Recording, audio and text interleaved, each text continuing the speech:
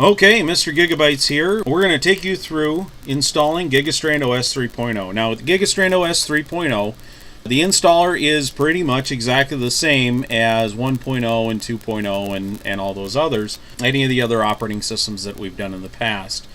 Kind of a little bit of a slideshow, but this is a good way to get as much detail as possible. So feel free to pause the video if you're following along trying to install. So let's go ahead and get started. Just go ahead and click on the Install Gigastrand OS on the left-hand side there. It's right on the desktop. It's a little computer with a little flaming CD underneath it. First thing you're going to see is this is live installer. Do you want to continue? Of course you want to click yes. The next screen you're going to see is the installer uses US English locale and keyboard by default. Basically, the important thing to know here is to click no here. It's asking you if you want to install in another language, and if you click yes, it's going to kick you out of the installer. So click no here and we'll proceed. Click OK. It's telling you that what it's going to have to do next, so click OK at the bottom of the window there. This is where some people get hung up. What you're going to want to do is you're going to want to click your largest drive there.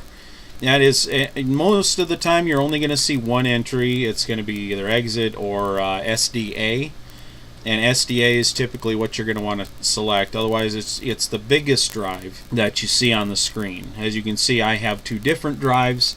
One of them is a thumb drive that I plugged in when I captured this screenshot, and the other one is my main hard drive, which is SDA. Then just once you select that, click OK. And what it'll do is it'll take you into a lovely little utility called Gparted. Now, SDA on this particular example is completely blank, so you'll see it's unallocated.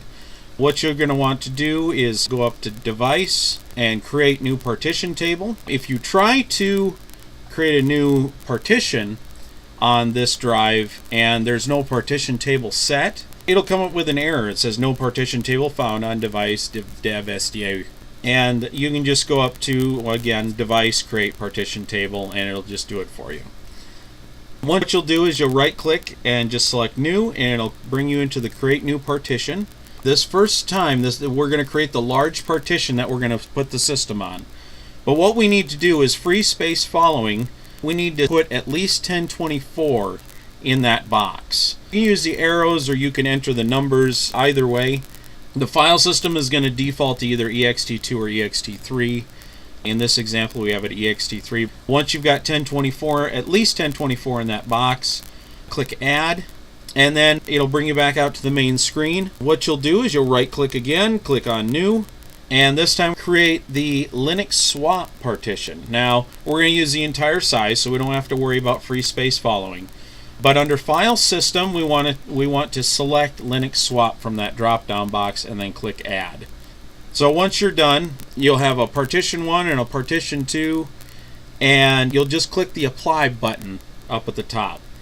And it'll ask you, are you sure you want to do this? Click Apply again, and it'll kind of do its thing, and it should exit without error. Once you're done, just exit out, click the X in the corner to get out of Gparted, and the installer will pick up right after that.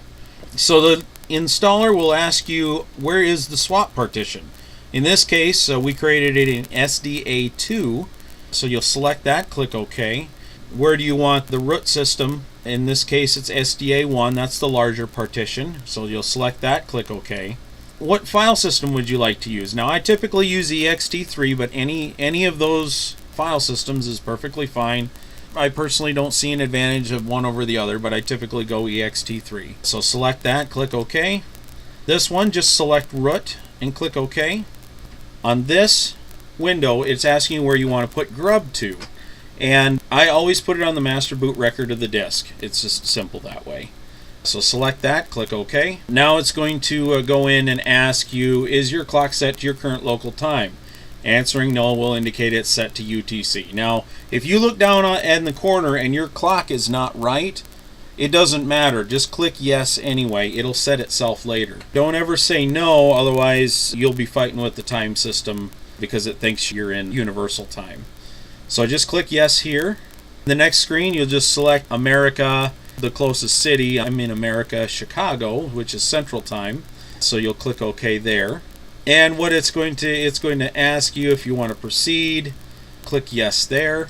And then it's going to do its thing. It's going to format the SDA1 partition. Then it'll start copying files. Now, I want to note that there's a progress bar, and the bar just kind of bounces back and forth, never gets off of 0%. But don't worry if it says 0%. When it gets done, the window will disappear. It'll just move to the next window. And once it's all done, it will ask you, it'll say installation is complete. Do you want to try it out? If you say yes, it'll restart the computer. If you say no, then it'll just exit out of the installer, and you can continue playing with the live disk. So that's it for the installer. This is Mr. Gigabytes helping you to unsuck your PC with Gigastrand OS.